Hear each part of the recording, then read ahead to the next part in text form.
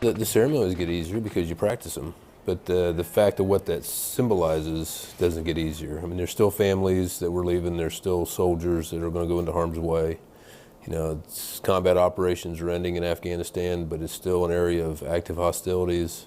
The actual ceremony, sure, it gets easier. What it symbolizes never gets easier. As I understand it, you're going to be the or one of the U.S. faces of the Train, Advise, Assist mission in Afghanistan? So the Train, Advise, Assist face, if you put it that way, is probably more appropriately applied to what we call these Train, Advise, and Assist commanders. Those are really the faces if you look at the Afghan corps.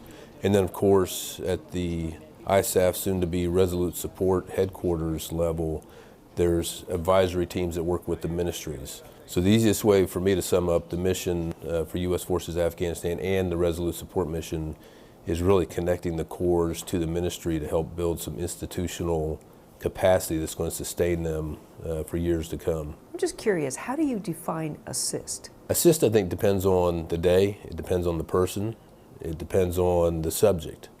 It could be logistics. It could be teaching them how to accurately track what is broken, what is not broken. In this case, it may just be teaching them how to track expenditures and be able to accurately forecast expenditures for a coming year so we can connect that corps back to the ministry and help the ministry build budgets for the corps and accurately predict future expenditures. As you well know, Afghanistan is a land that is known where nothing comes easy. Right.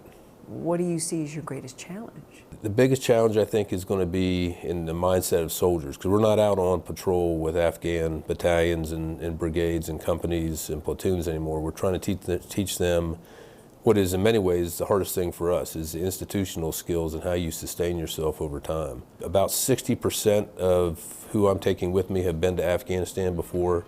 This is an entirely different mission. So getting them not to rely on what they learned the last rotation or the rotation before that, and kind of look at this differently. And this is about making the Afghans successful, and not for the next fighting season, but for the next 10 or 12 fighting seasons. Okay, so help me understand. We are already deeply involved in Train, Advise, and Assist in Operation Enduring Freedom. Now we go to the Resolute Support mission. Is it going to be different, harder? I think it's going to be difficult. Because you've got a Resolute Support headquarters, now called ISAF, that for a very long time and very much has been focused on the strategic level, the up and out. Now they're going to be focused from the strategic all the way down to the tactical. Is what the corps, the Afghan corps are doing, which is very much the tactical level of the fight. The Resolute Support headquarters now has an operations center, which they never had before, that stood up and functional and running. And I think it's going to develop over the year. I don't think the set that I go into is necessarily going to be the set that we end up with. I think that's another thing that we've learned over the last 10 years and we've become very adept at is looking at an issue, and if something needs to change, we'll make the change to make sure that we're working more efficiently. And as I understand it, Train, Advise, and Assist is just one of the hats that you'll be wearing. And actually, that's probably my most minor role, is the Train, Advise, and Assist. So I'm responsible for the Title X support, working with U.S. Army Central Command, RCENT in Kuwait, to do the daily logistics, the medical, the feeding, the fueling, the transportation, et cetera, et cetera. From a security standpoint, my sole responsibility right now is the Bagram security zone. So what goes on Bagram and around Bagram and maintain the security there, which you know is a major airfield. And then the Train, Advise, Assist. My involvement with the TACs, I think, will be making sure they have what they need. The daily touches to make sure that force protection is right, to make sure that how we're operating is right, and then probably going back to General Campbell and making recommendations on changes as we go forward. Back here, you're still involved in modernizing, training. You're involved in the regionally aligned forces. So is this the state of affair for divisions now? And I've told. When the chief came down, when General Campbell came down before he was announced, they made trips down to make sure that this was right to take a division commander out. Because 1st Brigade will pick up the European RAF mission, and for the next probably 2 years they'll be rotating back and forth to Europe. My 4th Brigade is going to JRTC this summer, then they will most likely pick up the AFRICOM regionally aligned force mission. 3rd Brigade, they are currently the NORTHCOM regionally aligned force. The aviation brigade is just now coming out of reset, so I'm almost certain they will get a mission here pretty soon. Iraq? Well, I don't know. I mean, wherever they're needed, we'll see. Is it too much to ask? I don't think so. We have spent a lot of time and effort making sure that we've got the right people in the right spots. And so dealing with the plan, I'm very, very comfortable with. But, you know, the plan sometimes doesn't work out to be reality. And so we'll see what changes over the year. But I am exceptionally comfortable going in. This is probably the best prep I've had in my 4 rotations, even without the traditional mission rehearsal exercise. I'm very comfortable with what's going on back here, with the people we have, with the plan we've got going forward. And we'll get some help. I mean, there's people that want to help, so we'll be fine. Jane and I have been doing this for 32 years.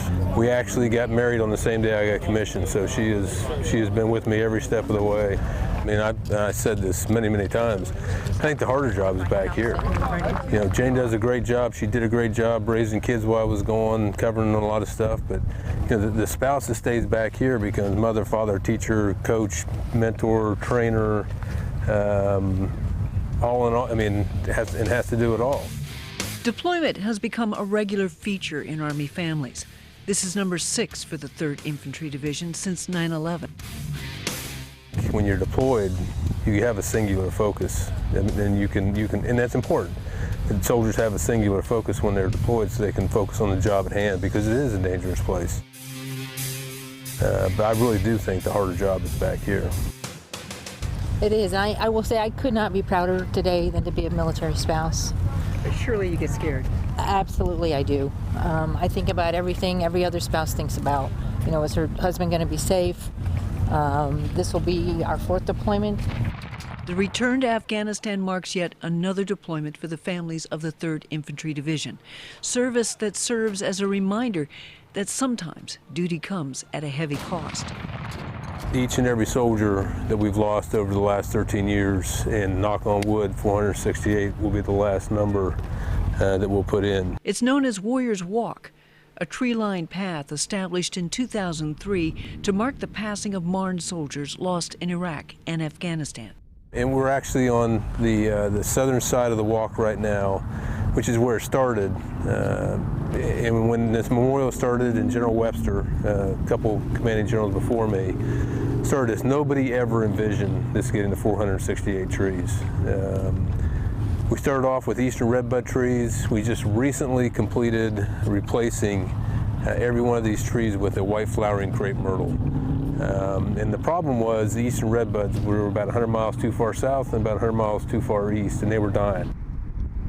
The thing that drove me to replace these trees is I did not want a family to drive in, whether it's from Oregon or Little Whiskey, Georgia, and find a dead tree for their soldier. Warriors Walk stretches along both sides of the division parade field, a half-mile in all. At the base of each tree is a name, their unit, a flag. Several have mementos left by families, fellow soldiers, senior Army leaders. Sergeant First Class Paul Smith, the first Medal of Honor recipient from Operation Iraqi Freedom, is among those honored here. He's the only Medal of Honor winner from the 3rd Infantry Division, either Iraq and Afghanistan. And, you know, the symbology is really the sacrifice he made for his soldiers. Every day I come in for PT, or I'm going home from work, or I'll go home to get some lunch or whatever it is, you'll see soldiers over here walking. Many times it's with their squad leader, or with a platoon sergeant, or with their lieutenant. And they'll go visit trees from soldiers from that unit, and they'll talk about what that soldier did. And they'll talk about the sacrifice that these 468 trees represent, not only from the soldier standpoint, but from the family standpoint. It's not the ceremony I wanted to do when I came down here to take 3 ID. It's not the ceremony that I was expecting to do, was case the colors again and take the division back to Afghanistan.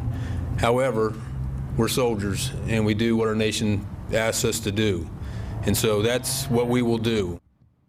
The headquarters of 3rd Infantry Division left for Afghanistan in support of the end of Operation Enduring Freedom and the transition to resolute support. They will return home in a year.